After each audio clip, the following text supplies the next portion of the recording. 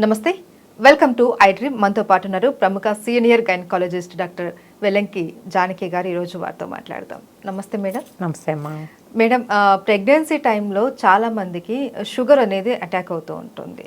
After delivery తర్వాత కొంతమందికి మళ్ళీ నార్మల్ వచ్చేస్తుంది, బట్ కొంతమందికి ఆ షుగర్ అన్నది అలాగే కంటిన్యూ అవుతూ ఉంటుంది.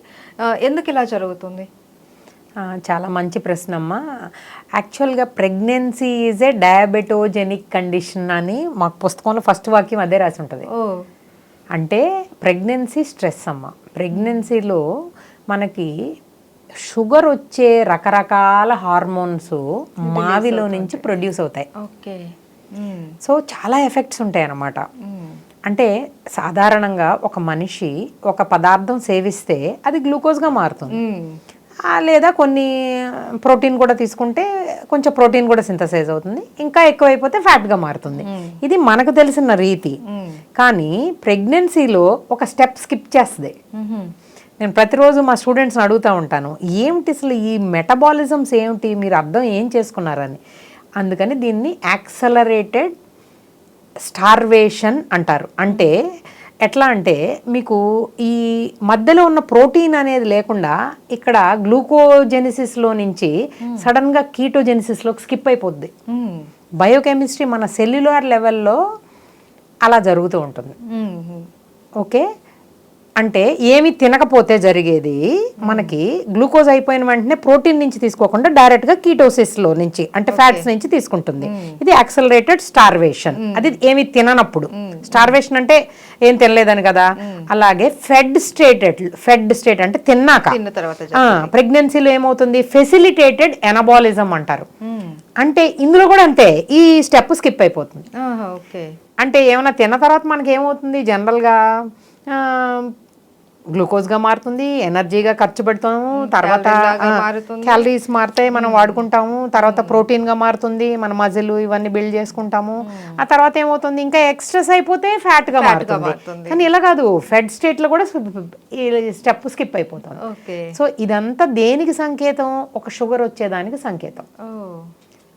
ఇలా కొన్ని ప్రాబ్లమ్స్ ఉన్నాయి. ఇన్సులిన్ అనేది మనకు అందరికీ తెలుసు. ఈ షుగర్ వాళ్ళకి ఒక ఒంట్లోకి ఏ ఆహారం ఇచ్చినా ఒక సెల్లోకి వెళ్ళాలంటే అదొక కీ. ఇన్సులిన్ ఉంటేనే కదా గ్లూకోజ్ లోపలికి వెళ్తుంది.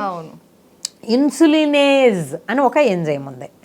అది ఏంటి, మనకి ప్లజెంటా నుంచే వస్తుంది. అంటే మావి అంటారు కదా, అందరికి అర్థం అవడం కోసం చెప్తున్నాను. ప్లజెంటా చాలా మందికి క్యాచ్ చేస్తారు. దానిలో నుంచి వచ్చే ఇన్సులినేజ్ ఏం చేస్తుంది, ఇన్సులిన్ కట్ చేసి పడేస్తుంది. సో ఏమవుతుంది, షుగరే కదా వస్తుంది. సో తల్లికి షుగర్ రావడానికి 100 కారణాలు ఉన్నాయి ఇక్కడ. ఇంకోటి చెప్తాను, అందులో రకరకాల హార్మోన్స్ ఉంటాయి. హెచ్పిఎల్, హెచ్సిజి, టిఎస్హెచ్ ఇట్లాంటివన్నీ కూడా రకరకాల హార్మోన్స్ కూడా ఇన్సులిన్ లాగా పనిచేస్తాయి. తర్వాత ఒక్కొక్కసారి యాంటీ ఇన్సులిన్ లాగా కూడా పనిచేస్తాయి. అంటే హార్మోన్ డిస్టర్బెన్సెస్ అయిపోతాయి అన్నమాట. మీకు సరిగా పనిచేయాల్సిన ఇన్సులిన్ని మిమిక్ చేస్తుంది. అది నిజమైన ఇన్సులిన్ కాదు. నిజమైన ఇన్సులిన్ డెస్ట్రాయ్ చేసేస్తుంది. ఇదేమో ఇన్సులిన్ కాదు, మనమేమో తినేస్తున్నాం. సో ఏమవుద్ది, ఎక్కువ గ్లూకోజ్ అయిపోతుంది, అదంతా పోతుంది. సో ఇది కనిపెట్టడానికి గ్లూకోజ్ ఛాలెంజ్ టెస్ట్ అని చేస్తూ ఉంటాం. డిప్సీ అని ఒక ఆర్గనైజేషన్ ఉంది, diabetes in pregnancy study in India. ఈ గ్రూప్ ఒకటి ఉంది. WHO అనేది మొత్తం గ్లోబల్ గ్రూపు, మన ఇండియాలో గ్రూపు డిప్సీ. ఈ డిప్సీ గైడ్ లైన్స్ అనేవి ప్రవేశపెడుతుంది. సో ఇన్నాళ్ళు ఎవరికైనా డౌట్ ఉంటేనే మనం చేసేవాళ్ళం. కానీ ఇప్పుడు ప్రతి ఒక్క ప్రెగ్నెంట్ స్త్రీకి వాళ్ళు ప్రెగ్నెంట్ అని తెలిసిన వెంటనే ఒక 75 గ్రాముల గ్లూకోజ్ ఇచ్చి 2 గంటల తర్వాత గ్లూకోజ్ తీయడం, ఆ వాల్యూ 140 కన్నా ఎక్కువ ఉంటే నీకు షుగర్ రాని లేబుల్ వేసి వాళ్ళని ఇన్సులిన్ అవసరమైతే ఇన్సులిన్ ఇవ్వడం, ఇట్లా చేసేస్తున్నాం. అంటే స్క్రీనింగ్ టెస్టుల్లో పెట్టేశాం. దాన్ని మీరు జీటీసీ అంటారు, గ్లూకోజ్ ఛాలెంజ్ టెస్ట్ అని అంటుంటాం అనమాట. అది ఈ గైడ్ లైన్స్ ప్రకారమే వెళ్తూ ఉంటాం. అది ఎవ్రీ 2 ఏళ్లకి 3 ఏళ్లకి మారుతూ ఉంటుంది. మనకి ఇండియాలో మీరు వినే ఉంటారు, హైదరాబాద్ కూడా ఇట్లా, ఈ ఏపీ, తెలంగాణ ఈ states diabetic capital of the world. అవును, మీరు విన్నారు కదా. రైస్ బౌల్, మనం తినేది రైస్. ఈ రైస్ అనేది చాలా ఎక్కువ గ్లైసిమిక్ ఇండెక్స్, ఇంచుమించు 80. అంటే మీరు ఇంత కప్పు రైస్ తింటే అంత క్యాలరీస్ వచ్చేసినట్లు లెక్క. 2000 3000 అవి 3 పూట్ల, పొద్దున్న ఇడ్లీలు, మధ్యాహ్నం భోజనం, రాత్రి భోజనం, ఇలా అంతా తింటూ నాకు షుగర్ వచ్చింది అని ఆశ్చర్యపోవాల్సిన అవసరం ఏమీ లేదు. ఖచ్చితంగా వస్తుంది. కాబట్టి గర్భిణీ స్త్రీలకు అనేది మనం ఫస్ట్ స్క్రీనింగ్ టెస్ట్ వెళ్ళిన ఫస్ట్ రోజే వాళ్ళు ప్రెగ్నెన్సీ ఉన్నప్పుడే ఈ స్క్రీనింగ్ టెస్ట్ అనేది జరపడం జరుగుతుంది. జరిపిన తర్వాత వాళ్ళకి ఫాస్టింగ్, పోస్ట్ ప్రాండియల్ బ్లడ్స్ తీస్తాం. అంటే ఫాస్టింగ్ అంటే మీకు తెలుసు కదా, ఏం తినకముందలు చేయడం. ఇన్నాళ్ళు చాలా కంబర్సమ్ టెస్టులు ఉండేవి. 3 రోజులు ఏమీ తినకుండా గర్భిణీ స్త్రీని అలా మార్చి తీసుకొచ్చి ఇలాగా ఇప్పుడు నేను చెప్పిన గ్లూకోజ్ ఛాలెంజ్ చేయడం. ఇప్పుడు అలా కాదు. వాళ్ళు ఏం తిన్నారో ఏం తినలేదో అనేది అనవసరం.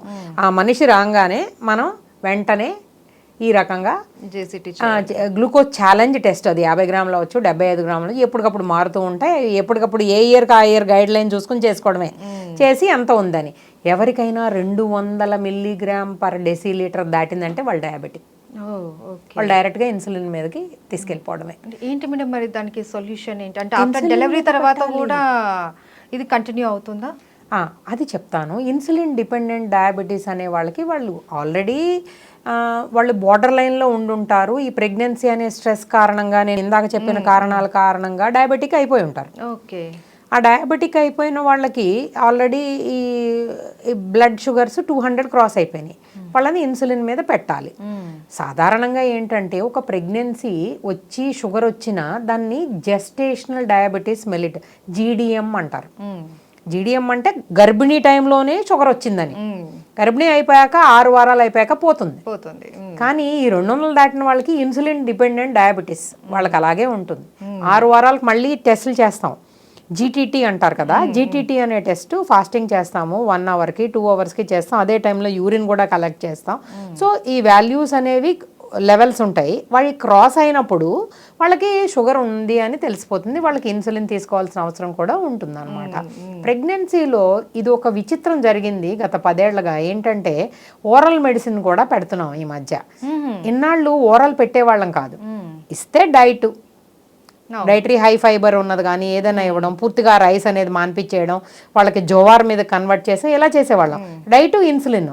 కానీ ఇప్పుడు మెట్ఫార్మిన్ అనేది వచ్చి చేరింది అనమాట. ఇది ప్రెగ్నెంట్ లేడీస్ కి కూడా వాడుతున్నాం. అది కూడా వాడొచ్చు. అదే లాస్ట్ డెకేడ్ లో జరిగిన గొప్ప విచిత్రం. అది సేఫేన్ అని తెలిసింది. సో దానివల్ల ఏమైందంటే ఈ ప్రెగ్నెన్సీ అనే టైంలో ఓరల్ యాంటీ డయాబెటిక్స్ లో మెట్ఫార్మిన్ కూడా వాడడం జరుగుతుంది. దానివల్ల కొంత ఇన్సులిన్ అనేది కంట్రోల్ తీసుకోవడం ఇవన్నీ కూడా జరుగుతున్నాయి. ఇన్సులిన్ ఇస్తున్న వాళ్ళు ఖచ్చితంగా మొదటి కొన్ని మాసాలు కానీ కొన్ని రోజులు కానీ వాళ్ళు నేర్చుకోవాలి. ఎలా ఉంటుంది, ఎలా తీసుకోవాలి, ఏ రకమైన మిక్స్చర్ ఇస్తాము, ప్లెయిన్, ఇంటర్మీడియట్ అంటారు అనమాట. ఇట్లా 2 కలిపిస్తారు. అలా ఇచ్చినప్పుడు తీసుకోవాల్సిన ప్రికాషన్స్ ఉన్నట్టుండి హైపోగ్లైసీమియా ఈ సిమ్టమ్స్ని మేము ఎడ్యుకేట్ చేస్తాం బాగా. ఎవరికైనా కానీ ముచ్చెమటలు రావడం, దడగా ఉండడం, తలనొప్పి వచ్చేయడం ఇలా జరిగినాయి అనుకోండి ప్రెగ్నెంట్కి, అలాంటి కొన్ని ఎపిసోడ్స్ వచ్చిందంటే లోపల బేబీ చనిపోతుంది. సో దాన్ని మనం ఇన్సులిన్ ఇచ్చేటప్పుడు ఎడ్యుకేట్ చేస్తాం. కరెక్ట్ గ్లూకోజ్ లెవెల్స్ మెయింటైన్ చేసుకునేలాగా డైటరీ ప్లానింగ్ అండ్ ఇన్సులిన్ అనేది చూసుకోవాలి. చాలా మానిటర్ చేయాలి high risk pregnancy. And 1 more question madam, ఈ ప్రెగ్నెంట్ లేడీకి షుగర్ అటాక్ అయిందనుకో, పుట్టే బేబీకి కూడా ఈ షుగర్ కంటిన్యూ అవుతుందా? ఇది చాలా మంచి ప్రశ్న అమ్మా. నా చాలా ఫేవరెట్ టాపిక్. దీని మీద చాలా కాలంగా నేను పనిచేస్తున్నాను. దీన్ని ఏమంటారంటే, మీరు తీసుకునే ఆహారం వల్ల ఆ నెక్స్ట్ జనరేషన్కి షుగర్ రాకుండా ప్రివెంట్ చేయొచ్చు. దాన్ని ప్రైమార్డియల్ ప్రివెన్షన్ అంటారు. ప్రైమరీ ప్రివెన్షన్ అంటే మీకు రాకుండా, మీ పుట్టబోయే జనరేషన్ కడుపులో ఉన్న వాళ్ళకి రాకపోవడాన్ని ప్రైమార్డియల్ ప్రివెన్షన్ అంటే మనం జొన్న, డైటరీ ఫైబరు, ఎక్కువ వెజిటబుల్స్ ఇలా ఉన్న ఫుడ్ తీసుకుంటే ఆ లోపల ఉన్న బేబీకి పెడర్సన్ హైపోథసిస్ అని ఒకటి ఉంది. దాని ప్రకారంగా వాళ్ళకు కూడా ఎక్కువ గ్లూకోజ్ వెళ్తుంది ప్లాజెంటాలో నుంచి, వాళ్ళకు కూడా ప్యాన్క్రియాస్ తయారవుతుంది, వాళ్ళకు కూడా పెద్దదైపోతుంది. సో వాళ్ళకు కూడా రేపొద్దున పుట్టిన పిల్లలు కూడా డయాబెటిక్ అయిపోతారు. అది ప్రివెంట్ చేయాలంటే తల్లే తీసుకోవాలి ఈ జాగ్రత్తలన్నీ. అప్పుడు పుట్టబోయే నెక్స్ట్ జనరేషన్కి షుగర్ అనేది రాకుండా ఉంటుంది. Okay, right. Thank you so much madam. Thank you.